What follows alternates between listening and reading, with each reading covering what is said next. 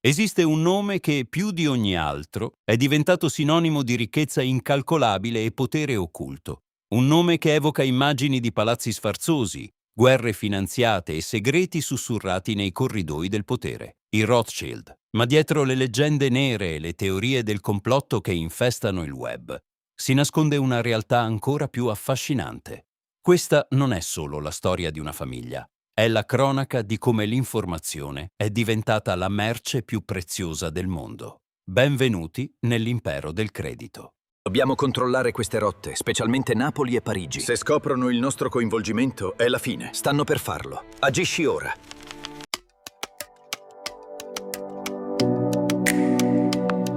Tutto inizia in un luogo dove il potere sembrava un miraggio proibito, la Judengasse di Francoforte. Nel XVIII secolo il ghetto ebraico era una strada stretta e sovraffollata. Qui un uomo di nome Mayer Amschel Rothschild gestiva una modesta bottega. Il suo inizio non fu nelle banche, ma nelle monete rare. Perché questo è importante? Perché in un'Europa frammentata in centinaia di piccoli stati, ognuno con la propria valuta, saper valutare il metallo prezioso era una forma di alchimia. Mayer non vendeva solo monete. Vendeva competenza. La sua grande occasione arrivò con l'elettore Guglielmo IX d'Assia-Kassel. Quando Napoleone invase l'Assia nel 1800, l'elettore dovette fuggire, affidando il suo immenso patrimonio proprio a Mayer. Fu qui che accadde la magia. Mayer non si limitò a nascondere il tesoro, lo fece fruttare. Utilizzò quei capitali per finanziare contratti britannici e muovere merci, imparando che il denaro fermo muore mentre il denaro che scorre crea imperi.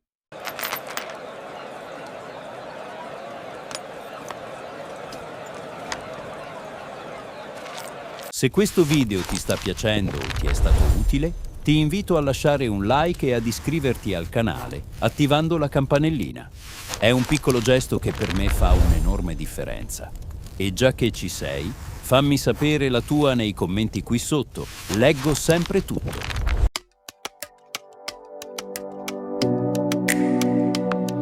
Mayer Amschel non voleva creare una fortuna effimera, ma una dinastia millenaria. Il 10 settembre 1812, sul letto di morte, redasse un testamento che sarebbe diventato la Costituzione dell'impero. Le regole erano ferree, quasi spietate. 1. Solo i membri maschi potevano essere partner della ditta. 2. Le figlie e i generi erano esclusi dalla gestione e persino dalla visione dei libri contabili. 3. Ogni controversia doveva essere risolta in famiglia, senza tribunali pubblici. Mayer aveva intuito che la frammentazione del capitale è il cancro delle dinastie. Imponendo la coesione assoluta, trasformò 5 fratelli in un unico corpo finanziario distribuito su 5 nazioni. Era nata la Partnership Globale, una struttura che oggi definiremmo una multinazionale decentralizzata. Assicurati che la banca rimanga sempre unita sotto la gestione della famiglia. Sì, padre. Sarà fatto.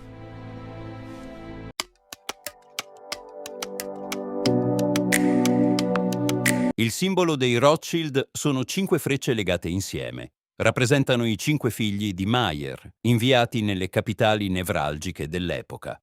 Amschel rimase a Francoforte, il custode delle radici. Nathan andò a Londra, il cuore pulsante del mercato mondiale.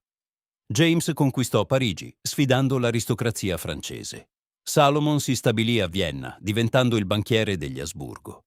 Karl scese a Napoli, controllando le finanze del Mediterraneo. Immaginate il vantaggio competitivo. Mentre una banca normale doveva fidarsi di agenti esterni, i Rothschild parlavano con i propri fratelli.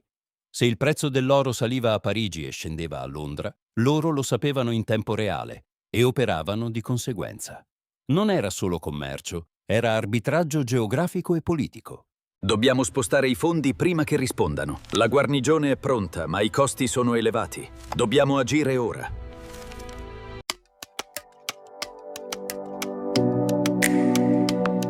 In un'epoca in cui le notizie viaggiavano alla velocità di un cavallo al galoppo, i Rothschild costruirono la loro fibra ottica.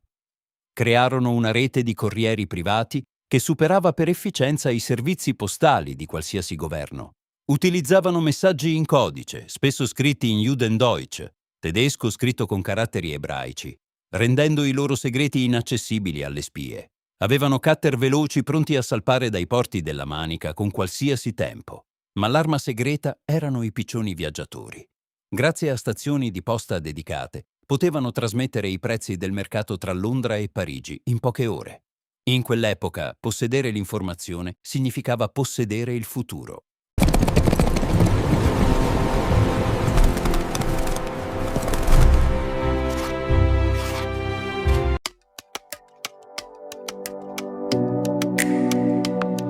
Ecco il capitolo che ha alimentato 1000 leggende. Si dice che Nathan Rothschild, saputo in anticipo della vittoria di Wellington a Waterloo, manipolò la borsa di Londra fingendo panico per comprare tutto a prezzi stracciati. La ricerca storica moderna ci racconta una storia diversa, ma altrettanto incredibile. Nathan ricevette sì la notizia prima del governo tramite il suo corriere, John Raworth. Ma non ci fu un crash orchestrato. In realtà, Nathan si trovava in una situazione disperata. Aveva accumulato oro per pagare le truppe e la pace improvvisa minacciava di far crollare il valore di quell'oro. La sua mossa geniale fu politica. Scommise sul debito pubblico britannico a lungo termine. Comprò i titoli di Stato, i consols, non per ore, ma per anni, prevedendo che la stabilità della pace avrebbe fatto volare il loro valore. Non fu una truffa di un giorno, ma la più grande scommessa macroeconomica della storia. Signore, questo è per voi. È arrivato in gran fretta. Cosa? La battaglia di Waterloo è persa. Dobbiamo vendere immediatamente.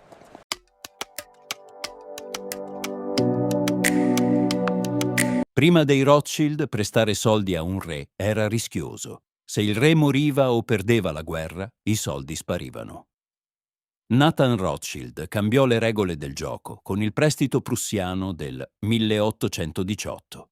Introdusse 3 innovazioni che usiamo ancora oggi. 1. Denominazione in sterline.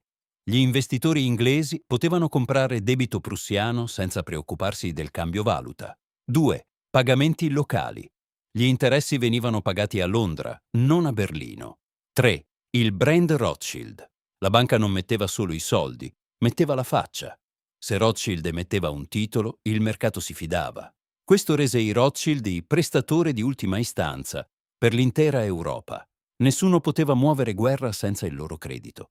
Come disse un contemporaneo, c'è solo un potere in Europa ed è Rothschild. L'accordo è concluso, signori. Il futuro della Prussia è garantito. La ringraziamo, signor Rothschild. I termini sono accettati.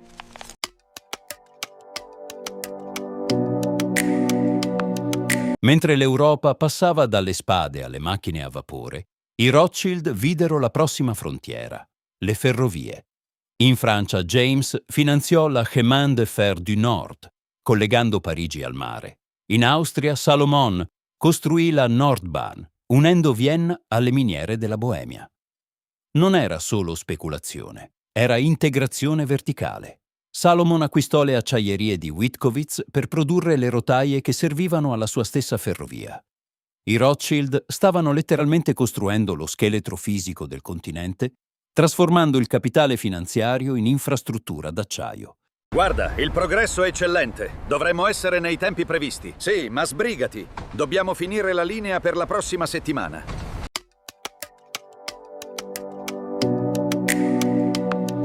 L'influenza della famiglia si estese presto sottoterra. Nel 1873 acquisirono le miniere di Rio Tinto in Spagna, trasformando un'impresa in perdita in un colosso mondiale del rame, il metallo necessario per la nuova rete elettrica mondiale. Poi volsero lo sguardo al Sudafrica. Finanziarono Cecil Rhodes per creare la De Beers Consolidated Mines. Organizzando il sindacato dei diamanti a Londra, i Rothschild ottennero il controllo quasi totale sull'offerta globale di pietre preziose. Controllavano il credito, controllavano i trasporti e ora controllavano le materie prime. Guarda questo. La qualità è superba, proprio come previsto. Sì, ma dobbiamo aumentare la produzione di rame per soddisfare le quote.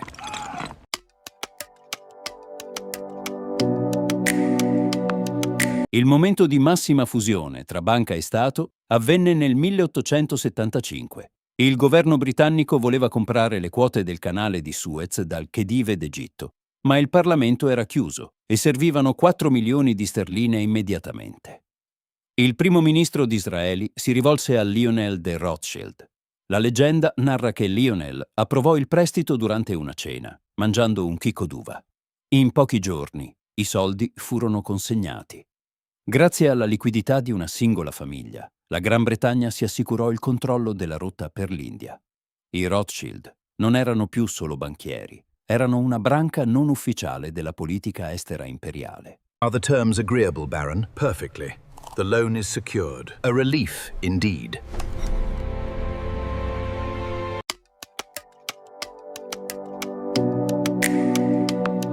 Il XX secolo portò sfide che nemmeno l'oro dei Rothschild poteva fermare. L'ascesa delle banche centrali statali e le tasse di successione iniziarono a erodere il patrimonio. Ma il colpo più duro arrivò dall'odio ideologico. Nel 1938, con l'Anschluss, i nazisti sequestrarono la sede di Vienna. Il barone Louis de Rothschild fu preso in ostaggio. La famiglia dovette pagare un riscatto di 10 milioni di dollari e cedere tutte le proprietà austriache per salvargli la vita. In Francia, il regime di Vichy fece lo stesso. Dopo la guerra, l'ascesa dei socialisti portò alla nazionalizzazione della banca francese nel 1981 da parte di Mitterrand. Sembrava la fine. Non c'è più tempo ormai. Costruiremo il futuro insieme.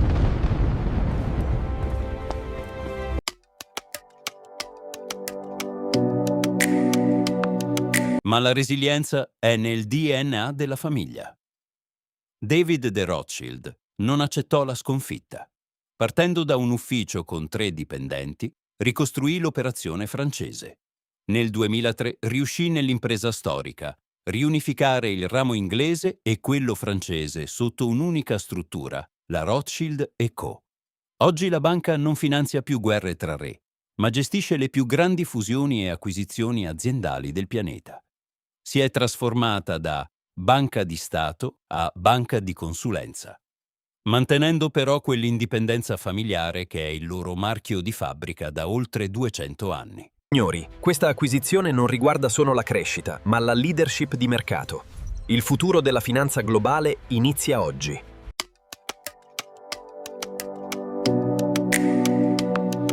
Arrivati alla fine, dobbiamo affrontare l'elefante nella stanza, le teorie del complotto. Dalle ridicole affermazioni sul controllo del clima alle narrazioni antisemite nate nel XIX secolo dal pamphlet di Satan. La mitologia oscura sui Rothschild è vasta. Ma l'analisi tecnica ci dice altro. Il peso economico dei Rothschild oggi è una frazione di quello che era nel 1850. Colossi come BlackRock o Goldman Sachs muovono capitali molto più vasti. Allora perché il mito persiste? Perché i Rothschild rappresentano l'archetipo del successo moderno, la capacità di trasformare la coesione familiare e l'informazione privilegiata in potere.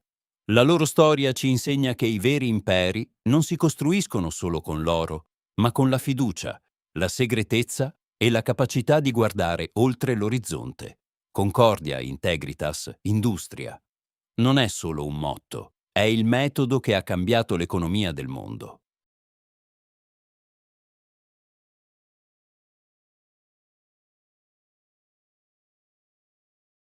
Grazie per averci accompagnato in questo viaggio nell'impero delle 5 frecce.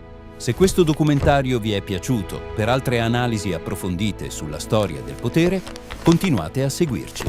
Alla prossima!